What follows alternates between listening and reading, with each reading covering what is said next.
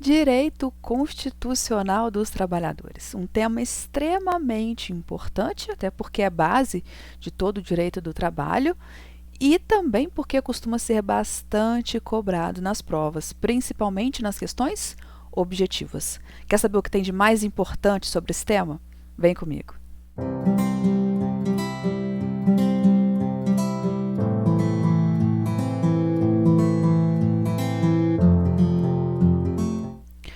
Os direitos constitucionais dos trabalhadores vêm principalmente lá nos artigos 7º, 8º e 9º da Constituição Federal. Na aula de hoje, a gente vai ver sobre os direitos dos trabalhadores que vêm no artigo 7º da Constituição, que são os que são mais cobrados. Mas o artigo 8º e o artigo 9º são importantíssimos também. O artigo 8º trata das questões de direito sindical e o artigo 9º do direito de greve. Lembrando que a greve que é tratada no artigo 9º da Constituição e que a gente tem também, né, uma lei específica que é a lei de greve, trata da greve dos empregados do setor particular, da iniciativa privada, não da iniciativa pública, não dos servidores públicos, tá? Observaçãozinha muito importante para você não confundir numa prova.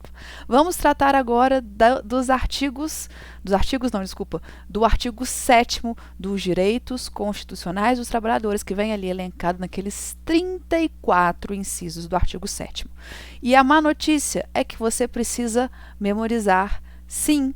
Por quê? Numa prova objetiva, eles vão trocar o quê? Uma palavrinha por outra. Mas a boa notícia é que são questões simples, você já está acostumado com a maioria desses direitos e se você fizer uma leiturazinha diária, ou pelo menos 2 vezes por semana desse artigo 7º, te garanto que no dia da prova você já memorizou.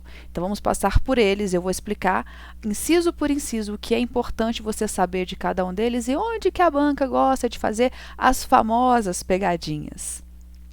Começando pelo caput do artigo 7º, né? Artigo 7º são direitos dos trabalhadores urbanos e rurais, além de outros que visem a melhoria da sua condição social. Aqui a primeira observação que eu faço é: o artigo 7º trata, sim, de trabalhadores urbanos, de trabalhadores rurais. Detalhe, quando aqui no caput fala direitos dos trabalhadores, a gente vai ver que não são todos os trabalhadores que têm esses direitos que são elencados no artigo 7º assegurados. Aqui são os empregados. Ah, Marina, mas na Constituição está falando trabalhadores, sim, mas não são todos os trabalhadores. Trabalhador é todo mundo que trabalha, né? Empregados são aqueles que possuem vínculo de emprego, que pode ser urbano ou rural, desde que preencham os requisitos do vínculo de emprego. Mas eu já vou adiantar para vocês que lá no inciso 34 do artigo 7º, equipara o trabalhador avulso, que não é empregado, o trabalhador avulso não é empregado, ele é equiparado para fins da Constituição, ele tem assegurado todos esses direitos que a gente vai ver. Então, além dos trabalhadores urbanos, os trabalhadores rurais,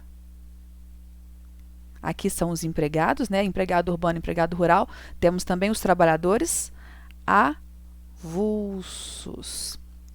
Trabalhadores avulsos são aqueles que muitas vezes trabalham nos portos, né? Como os estivadores.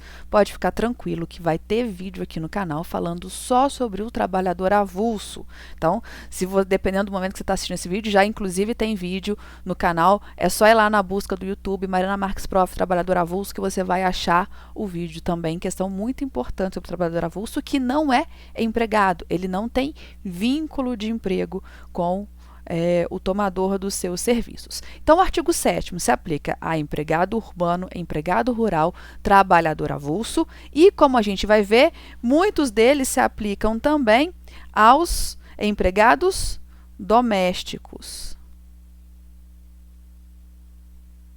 Aos empregados domésticos. Mas não todos eles. A gente vai ver que alguns desses artigos não se aplicam aos empregados domésticos, alguns desses incisos não se aplicam aos empregados domésticos, mas a maioria se aplica, principalmente após a Emenda Constitucional 73, que estendeu vários desses direitos aos empregados domésticos. Então, vamos lá ver um a um. Inciso 1º. O que diz o inciso 1º? Relação de emprego protegida contra despedida arbitrária ou sem justa causa nos termos de lei complementar. Detalhe que essa lei complementar até hoje não existe, que preverá indenização compensatória, dentre outros direitos. E aqui a gente precisa fazer uma observação. Como que você interpreta esse inciso? Bom, importante lembrar que a Constituição é de 88 e antes da Constituição existia, como tem lá até hoje na sua CLT, no artigo 492 da CLT, tem a estabilidade decenal. O que dizia essa estabilidade decenal, esse artigo 492 da CLT? Quando o empregado completava 10 anos na mesma empresa, trabalhando para o mesmo empregador, ele adquiria a estabilidade. Então, completou 10 anos, ele adquiria estabilidade, ele não poderia ser demitido, salvo por justa causa. Com a Constituição de 88, acabou a estabilidade decenal. O empregado passou a ter direito ao FGTS obrigatório. Antes da Constituição, como que era, né? Quem aí é mais antiguinho e trabalhava já antes da Constituição de 88, vai lembrar que a pessoa optava pelo FGTS ou pelo regime da estabilidade decenal. O FGTS era opcional.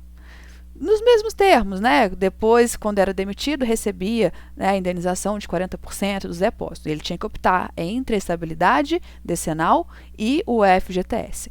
Com a promulgação da Constituição de 88, o FGTS passou a ser obrigatório, regime obrigatório, e a estabilidade decenal deixou de existir para os empregados que ainda não tinham adquirido, né? Quem já tinha adquirido a estabilidade decenal continua com a estabilidade, até porque se trata de um direito adquirido.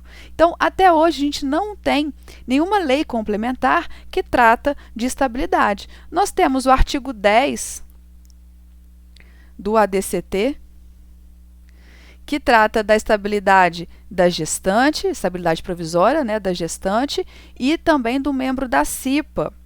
Temos também o FGTS, né, que é essa indenização compensatória, o FGTS, que é a multa de 40% do FGTS, que entende-se que é a indenização compensatória para as despedidas sem justa causa. Sem justa causa. Lembrando que a despedida por justa causa, obviamente, não é protegida. Certo? Inciso 2º. Seguro-desemprego em caso de desemprego involuntário. Então, importante, empregado passou a ter direito a receber seguro-desemprego, mas somente no caso de desemprego involuntário. O que é desemprego involuntário? É aquele nos casos em que ele é despedido sem justa causa. Não aquele que ele pede demissão. Por quê? Se ele pediu demissão, você concorda comigo que o desemprego não é involuntário? Então, se ele pediu demissão, ele não tem direito ao seguro-desemprego. Se ele cometeu falta grave, se ele foi dispensado por justa causa, ele também não tem direito a seguro-desemprego. Então, o inciso 1º, aqui, da relação de emprego protegida contra despedida arbitrária ou sem justa causa, se aplica aos empregados urbanos, aos empregados rurais, aos trabalhadores avulsos e aos empregados domésticos. Seguro-desemprego também. Todos eles vão se aplicar em regra a empregado urbano, empregado rural, trabalhador avulso e empregado doméstico. Todos eles se aplicam a empregado urbano, empregado rural, trabalhador e trabalhador avulso. O empregado doméstico, a maioria deles. Quando a gente chegar nos incisos que não se aplicam ao doméstico, eu te aviso e você marca aí no seu vadimeco, na sua Constituição, na sua CLT, que é importante você saber, mas até pela lógica você também consegue saber se é ou não. Então, o que é importante também você estar atento na hora da prova? São essas palavrinhas aqui que a banca vai trocar. E você lendo um monte de coisa, vai colocar desemprego voluntário. Vai tirar esse "in" aqui. É assim que, dependendo da prova que você for fazer, isso pode aparecer numa questão de prova.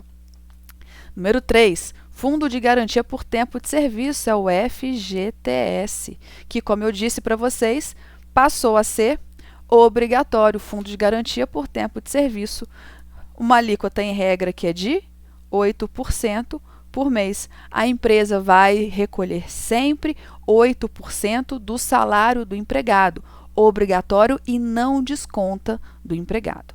Se o empregado for dispensado sem justa causa, ele tem direito a receber a multa de 40% em cima de todos esses depósitos que tem lá na conta vinculada do FGTS do empregado. Lembrando que empregado doméstico também tem direito aos depósitos do FGTS. Inciso 4º, salário mínimo fixado em lei nacionalmente unificado. Nacionalmente unificado, e aqui começa a poesia, olha que lindo, capaz de atender às suas necessidades vitais básicas e as de sua família. Marina, como o salário mínimo de hoje, o salário mínimo R$1.212, né? Como que eu consigo assegurar as necessidades básicas da pessoa, do trabalhador e da sua família? Consegue? Bom, gente, aqui é a poesia, né? Como moradia, alimentação. Aqui já acabou, né, o salário. Educação, saúde, lazer, vestuário, higiene, transporte e previdência social, com reajustes periódicos que lhe preservem o poder aquisitivo, sendo vedada a sua vinculação para qualquer fim. Então aqui, além da poesia, né, que você tem um salário mínimo capaz de assegurar todas as necessidades básicas, alguns pontos você precisa sim memorizar. E a primeira delas que eu preciso chamar a atenção é que ele é fixado em lei. Então, salário mínimo fixado em lei. Mas, como você sabe que o nosso processo legislativo ele é bem lento, né? Não que esteja errado, mas você imagina se todo ano tivesse que passar por toda aquela tramitação no Congresso para entrar em vigor uma lei, né, para ser publicada uma lei, se fosse assim no salário mínimo, né? Então, para evitar que isso aconteça, inclusive o STF já entendeu ser constitucional que o salário mínimo ele pode ser reajustado por meio de decreto. Por meio de decreto do presidente, ele pode ser reajustado anualmente. Então, decreto presidencial.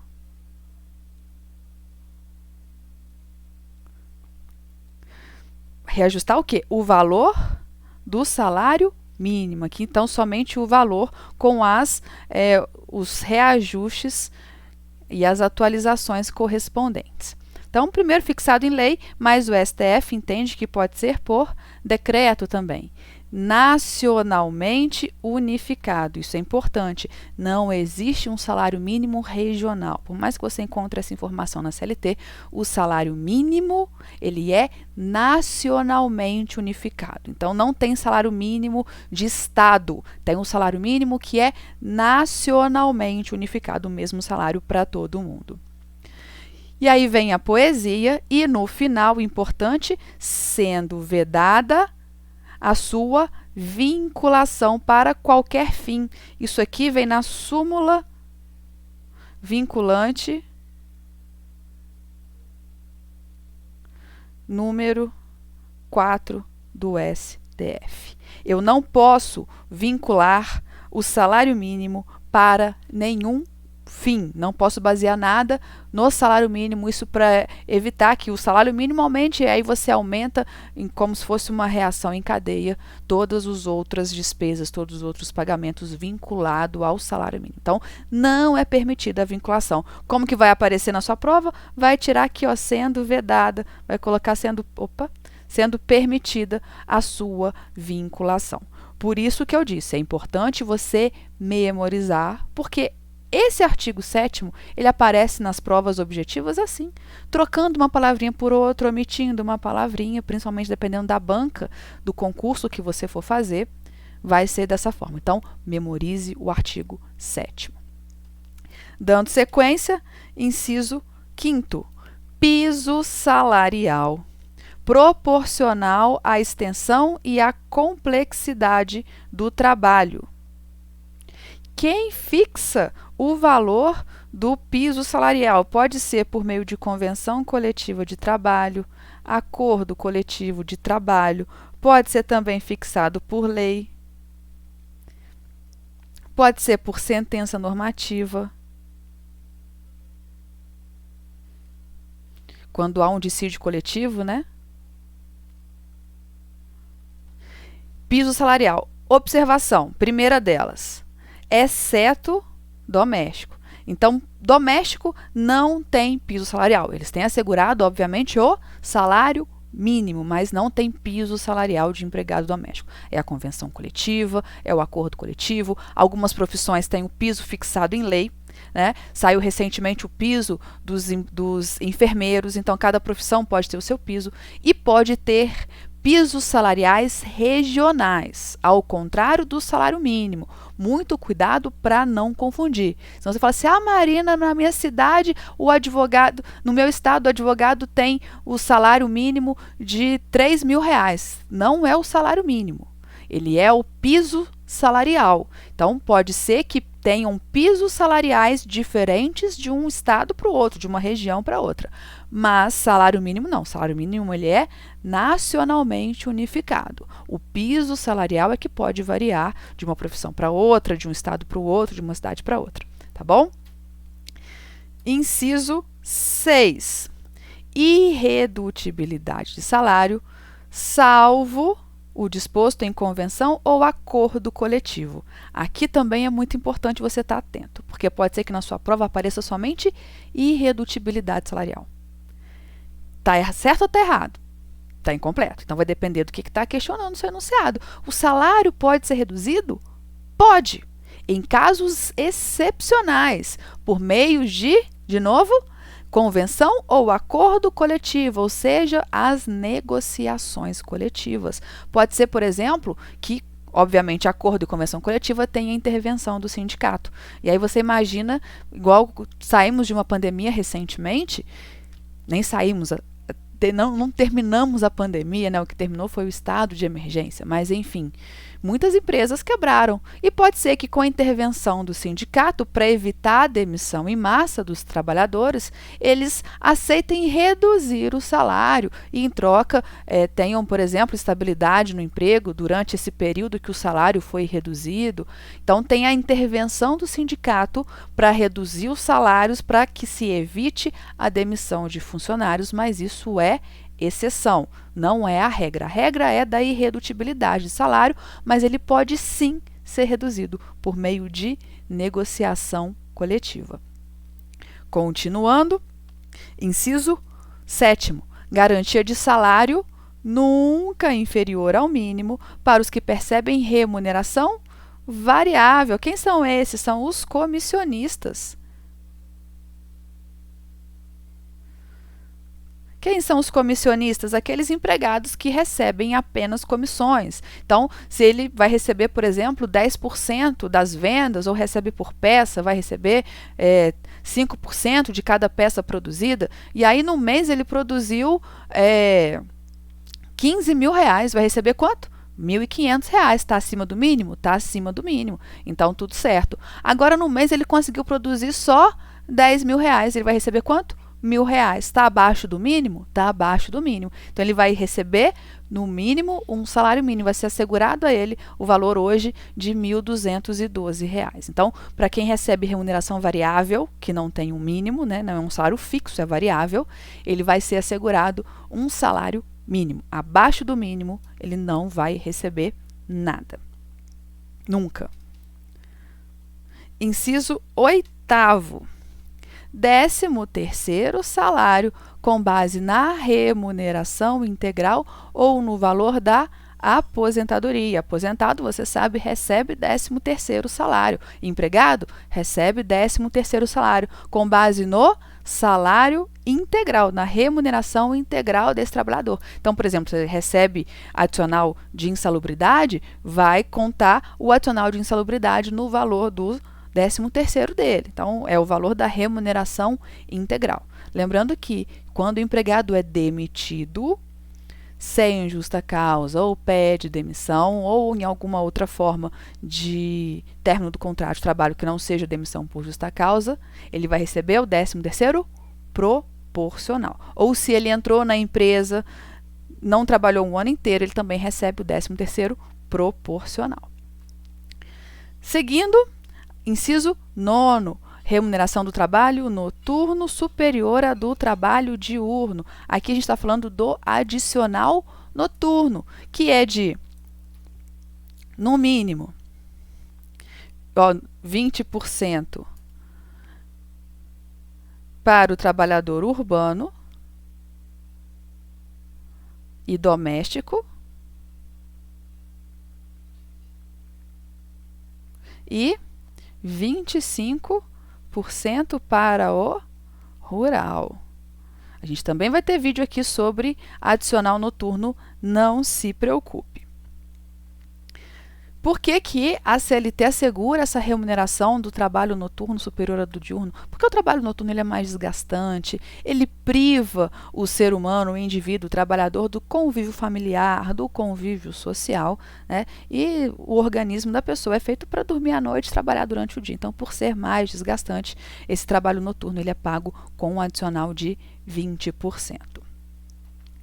Inciso 10, proteção do salário na forma da lei, constituindo crime sua retenção dolosa. Isso aqui é intangibilidade salarial, né? O empregador não pode reter o salário do empregado de forma dolosa. Lembrando que, pela leitura, olha, constituindo crime sua retenção dolosa. Mas até hoje a gente não teve nenhuma lei que institua crime à retenção salarial. E se você se lembra bem, lá no direito penal, né, um dos princípios é o princípio da legalidade, não há crime sem lei anterior que o defina, né, nem pena sem prévia combinação legal. Eu acho que é isso, né? Olha quantos anos tem que eu não estudo direito penal, mas enfim, para que seja crime, tem que ter uma lei dizendo que aquela conduta é crime, e ainda não temos uma lei falando sobre este crime. Então, acaba que esse inciso 10 ele não tem uma aplicação muito prática na vida. Direito do trabalho. Inciso 11. Participação nos lucros ou nos resultados, agora importantíssimo, ó, desvinculada da remuneração. E, excepcionalmente, participação na gestão da empresa conforme definido em lei. Observação, a primeira delas, exceto empregado doméstico. Por que que empregado doméstico não recebe PNL? Ora, se o empregado doméstico ele trabalha para pessoa ou família sem finalidade lucrativa, como eu vou ter participação no lucro se o trabalho dele não tem finalidade lucrativa? Então, né, por uma razão óbvia, empregado doméstico também não tem direito à participação nos lucros do seu empregador. Mas a regra aqui, empregado urbano, empregado rural e também o trabalhador avulso tem direito, claro, isso aqui vai ser instituído por norma coletiva, né? E o mais importante, é desvinculada da remuneração. O que isso significa? Que não reflete nas parcelas salariais. Então, não vai refletir em 13º, em nenhuma outra parcela vai refletir em aviso prévio, férias, não reflete, ele simplesmente recebe aquela participação nos lucros, tem natureza indenizatória. Seguindo, inciso 12, salário família, pago em razão do dependente do trabalhador de baixa renda. Não é todo trabalhador, todo empregado que tem direito ao salário família. Tem os requisitos do salário família, que é que o trabalhador seja pessoa de baixa renda e que o filho tenha até 14 anos. Então, um filho até 14 anos para a família de baixa renda, ele vai receber uma cota do salário família. Então, se ele tiver 5 filhos com idades de até 14 anos, e ele for um trabalhador de baixa renda, ele vai receber uma cota de salário família para cada filho. É uma cota de salário família para cada filho menor de 14 anos. Lembrando que família de baixa renda, cuidado que se na sua alternativa não tiver, provavelmente ela vai estar errada porque ela vai estar incompleta. Seguindo, duração do trabalho normal, não superior a 8 horas diárias e 44 horas semanais. Artigo importantíssimo, esse inciso, quer dizer, inciso 13 do artigo 7º. Facultada a compensação de horários e a redução da jornada mediante acordo ou convenção coletiva de trabalho. Então, o trabalho ele é limitado a 8 horas diárias e a 44 horas semanais. Extrapolou esse horário, o que acontece com o empregado? Recebe horas extras. Essa é a regra. Mas pode ser que haja a compensação da jornada. O que é a compensação da jornada? São essas horas que o empregado trabalhou a mais num dia, ele vai compensar trabalhando menos em outro dia. E como essa compensação de jornada se dá? Por meio de acordo ou convenção coletiva. Então, lembrem, artigo inciso 13, importantíssimo, é facultada a compensação de horários ou a redução da jornada mediante acordo ou convenção coletiva de trabalho, limite máximo diário de 8 horas e semanal de 44 horas. Não é preciso que seja de segunda a sexta, 8 horas, e no sábado, mais 4.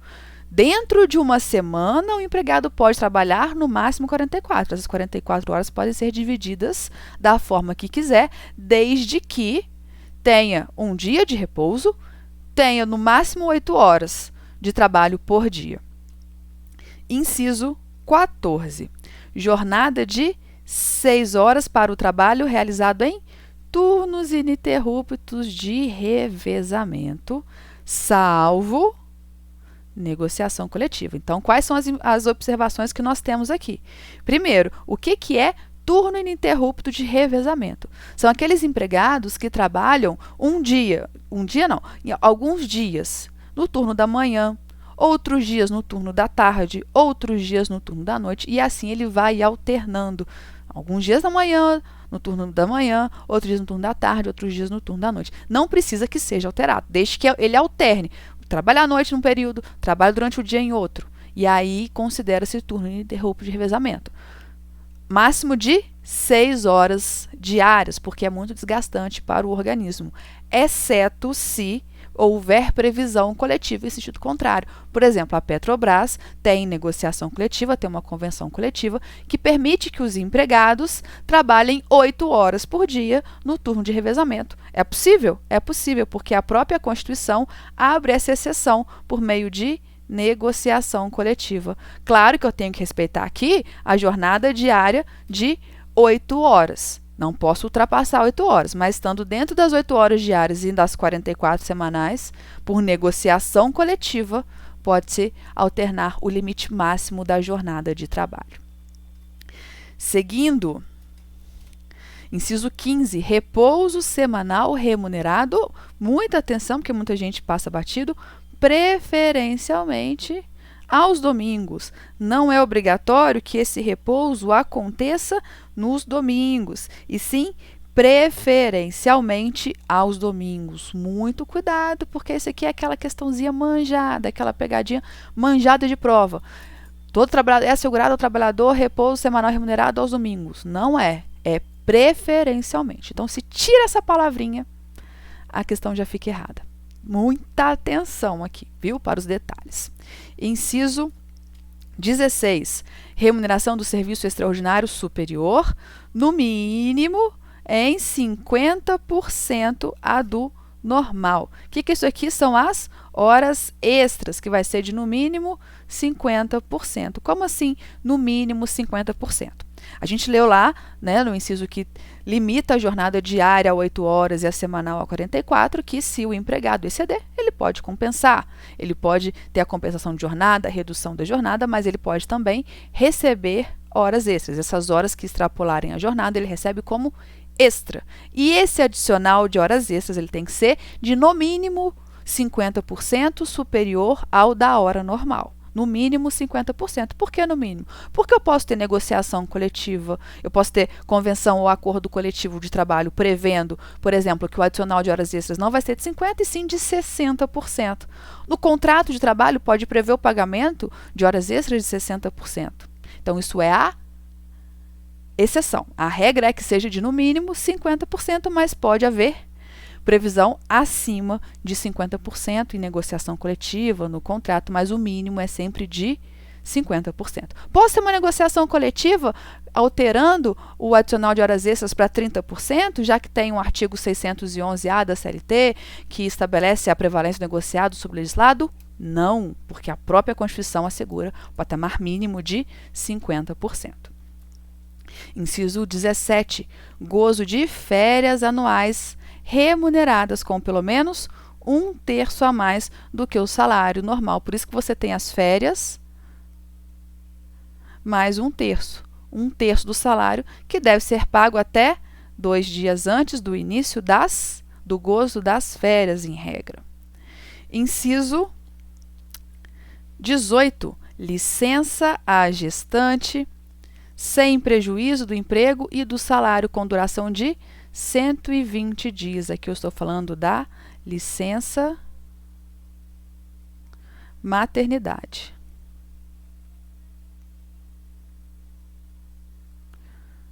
Em regra é de 120 dias. Mas eu posso ter aquelas empresas que fazem parte do programa Empresa Cidadã.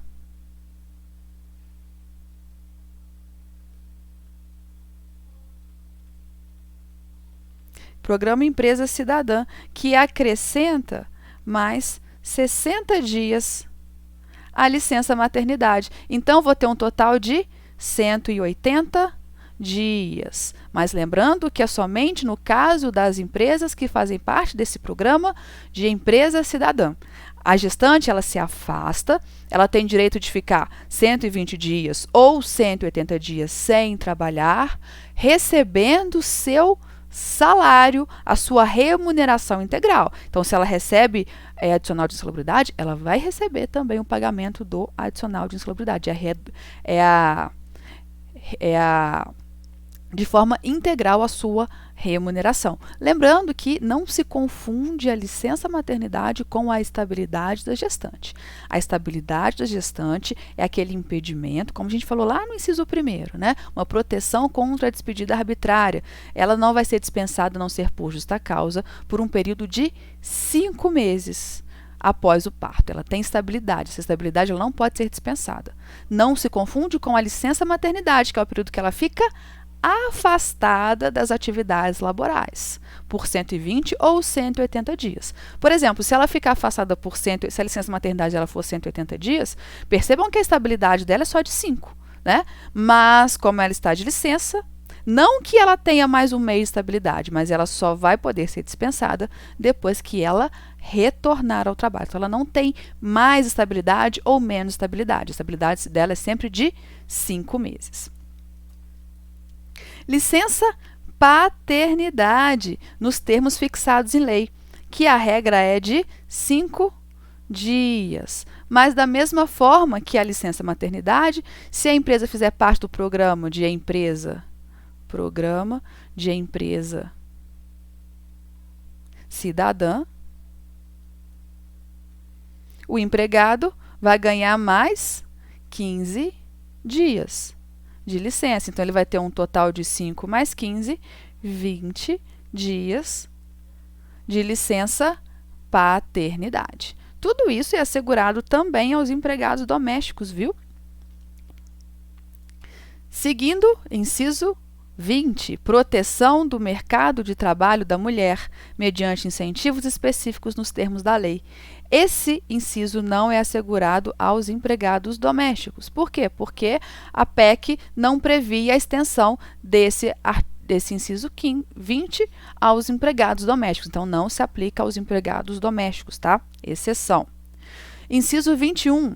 Aviso prévio proporcional ao tempo de serviço, sendo de, no mínimo, 30 dias nos termos da lei. Esse aviso prévio proporcional, ele sim, é estendido aos empregados domésticos, aos trabalhadores avulsos, empregados urbanos e empregados rurais, de no mínimo 30 dias. E a cada ano completado, né, de acordo com a lei do aviso prévio proporcional, a cada ano é acrescentado mais 3 dias ao aviso prévio. Então, cada ano trabalhado na empresa, o empregado ganha mais 3 dias de aviso prévio. Completou um ano, ganha 3 dias. 30 mais os 3 dias. Completou 2 anos? 30 mais os 3 mais 3 dias. Completou mais um ano? 30 mais 3 mais 3 mais 3 dias. Você vai somando 3 dias a cada ano completado. Lembrando que é aviso prévio proporcional. Para você calcular, tem a formulazinha aqui, né? Que aviso prévio é igual a 3 vezes A mais 30. Marina, não mexe com fórmula, não mexe com matemática para mim, não? Por favor, eu escolhi direito porque eu não quero matemática, mas é muito simples, olha. Quantos dias de aviso prévio, para você saber? Você vai pegar o número de anos que o empregado trabalhou na empresa, o número de anos completos, vai multiplicar por 3 e vai somar com 30. Por quê? Porque não é 30 o período mínimo? Não é 3 dias a cada ano completado? Então, você vai usar essa formulazinha, lembrando que o empregado foi contratado, se ele for demitido no dia seguinte, ele tem 30 dias de aviso prévio, o período mínimo é de 30 dias. Seguindo, inciso 24, redução dos riscos inerentes ao trabalho por meio de normas de saúde, higiene e segurança do trabalho. Muito importante esses direitos assegurados também aos trabalhadores. Inciso 23, adicional de remuneração para atividades penosas, insalubres ou perigosas, na forma da lei. Primeira observação, exceto domésticos. Empregado doméstico não tem direito adicional de insalubridade, não tem direito adicional de periculosidade. Se ele é doméstico, ele não recebe. Ah, Marina, mas ele é um doméstico que trabalha exposto a algum agente insalubre. Não importa, a Constituição não estendeu a eles o direito ao adicional de insalubridade, tá? Não previu o direito à insalubridade nem à periculosidade. E mais, esse adicional aqui de penosidade, ele ainda não foi regulamentado por lei. Então, por mais que tenha previsão na Constituição, ele não tem uma lei regulamentando, razão pela qual os trabalhadores ainda não recebem adicional de penosidade, somente de insalubridade e periculosidade. De insalubridade vai ser de 10, de 20 ou de 40% sobre o salário mínimo, de acordo com o grau de insalubridade, se é grau mínimo, grau médio ou grau máximo. E o adicional de periculosidade vai ser sempre de 30% sobre o salário base. O que é o salário base? É aquele que o empregado recebe sem nenhum adicional, sem contar o adicional noturno, adicional de transferência, é aquele salário contratual do empregado, esse é o salário base, sem nenhum adicional, sem nenhum reflexo. Lembrando que a adicional de penosidade ainda não é regulamentado. E empregado doméstico não tem direito. A aposentadoria, pelo menos está na Constituição, né, gente? Não sei as pessoas aí, mas eu acho que eu nunca vou aposentar, porque até eu chegar lá, acho que a Previdência nem existe mais com essas regras que eles vão aumentando, né? Tá lá na Constituição, direito à aposentadoria. Se a gente vai ter ou não, são outros 500, como dizem por aí, né? Inciso 25, assistência gratuita aos filhos dependentes desde o nascimento até 5 anos de idade em creches e pré-escolas. Aí vai depender da empresa, da prefeitura, né, dos contratos da empresa com a prefeitura para assegurar esse direito à assistência gratuita. Reconhecimento das convenções e acordos coletivos de trabalho. Bom, eu vou ter convenção e coletiva de trabalho, principalmente depois da reforma trabalhista, né, que ganhou um status bem acima, inclusive, da que já tinha, prevendo direitos e obrigações por meio da atuação dos sindicatos. Inciso 27, proteção em face da automação na forma da lei. Observação, exceto domésticos. Empregados domésticos não têm proteção quanto à automação. Agora, isso porque, né, gente? Quando se pensou na Constituição lá em 88, ou também quando se estendeu os direitos aos empregados domésticos, né, não se imaginava que o empregado doméstico poderia ser substituído por máquinas. De fato, muitos serviços deles não podem. Mas, gente, vocês viram esses aspiradores, robôs aspiradores, coisa mais bonitinha, que eles vão andando pela casa limpando? É uma coisa mais fofinha. Tem gente que até que fez amizade com eles durante a pandemia, fazendo companhia. Bom, mas brincadeiras à parte, esse inciso não se aplica, essa proteção em face da automação na forma da lei não se aplica aos empregados domésticos. Também não costuma ser muito cobrado esse inciso. Seguro contra acidente de trabalho a cargo do empregador. Então, o empregador tem que pagar acidente de trabalho, sem excluir a indenização a que este está obrigado quando incorrer em dolo ou culpa. Aqui é o que a empresa paga, é o SAT, que é o seguro contra acidente do trabalho. As empresas fazem essa contribuição, né, pagam esse seguro obrigatório contra acidente de trabalho. E se o empregado sofreu um acidente de trabalho, por culpa ou dolo da empresa, mesmo tendo esse seguro, nada impede que a empresa seja acionada na justiça, sendo processada por danos morais, materiais, danos estéticos, né? Ele não se exime do pagamento mesmo tendo que pagar esse seguro contra acidente de trabalho obrigatório pela Constituição. Inciso 29. Ação quanto aos créditos resultantes das relações de trabalho com prazo prescricional de 5 anos para trabalhadores urbanos e rurais até o limite de 2 anos após a extinção do contrato de trabalho. Então vamos lá. Você já viu, o olhinho já veio para cá, falando que não abarca os domésticos. Por quê? Porque na Constituição não tem previsão, mas a Lei Complementar 150 de 2015 estabelece os mesmos prazos prescricionais para os empregados domésticos. Então, empregados urbanos, empregados rurais, empregados domésticos e trabalhadores avulsos têm o mesmo prazo prescricional, a prescrição quinquenal e a prescrição bienal. Vou explicar para você. Imagine que o empregado ele tenha sido contratado em 5/5 de 2010 e tenha sido demitido em 10/10 de 2020, tá? Ele tem a prescrição bienal, que é de 2 anos. Significa que do dia que ele saiu da empresa, ele tem 2 anos para ajuizar a reclamação trabalhista pleiteando os direitos. Então, ele tem até 10/10 de 2022 para ajuizar a reclamação trabalhista. Se ele ajuizar a reclamação trabalhista depois desse prazo, está prescrito. Ele perdeu os direitos. Se ele vier para cá, está tudo prescrito. Aqui não está, não. Aqui eu não tinha que ter feito esse risco aqui, não.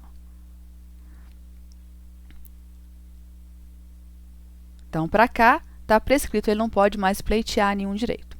Vamos imaginar que ele tenha ajuizado a ação dele no dia 11/11 de 2021. Certo? Então, tá. Ele ajuizou aqui a ação no dia 11/11 de 2021. Ele pode pedir os últimos 5 anos.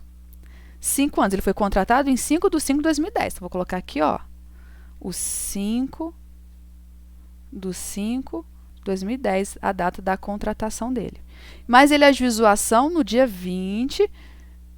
11 de novembro de 2021. Ele pode pedir os últimos 5 anos.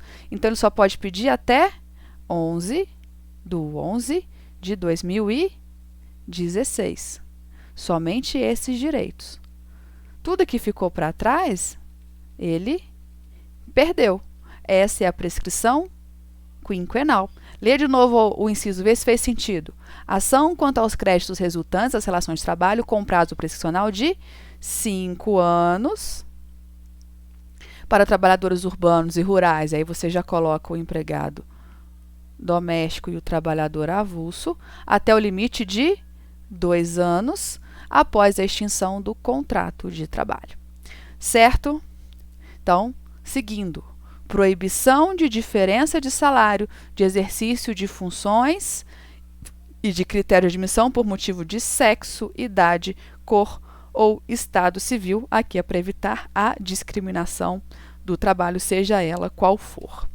Inciso 31. Proibição de qualquer discriminação no tocante a salários e a critérios de admissão do trabalhador portador de deficiência. Também não pode discriminar o portador de deficiência. Ele tem que ter as mesmas oportunidades que um empregado que não é pessoa com deficiência.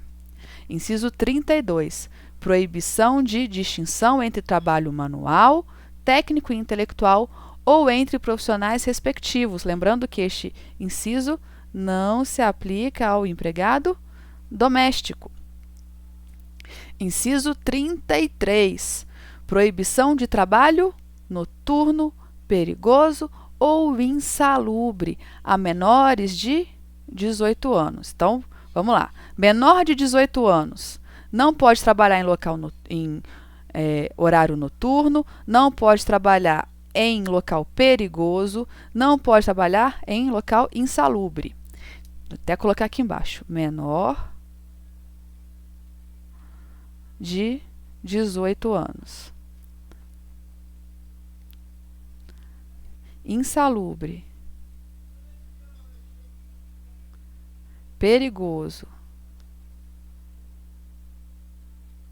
Noturno.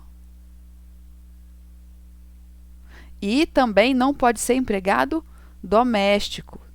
Não está falando aí, mas fala na Lei Complementar 150 de 2015. Não pode menor de 18 anos, certo? Agora, de qualquer trabalho a menor de 16. Então, menor de 16 anos, menor de 16 e maior de 14, só aprendiz.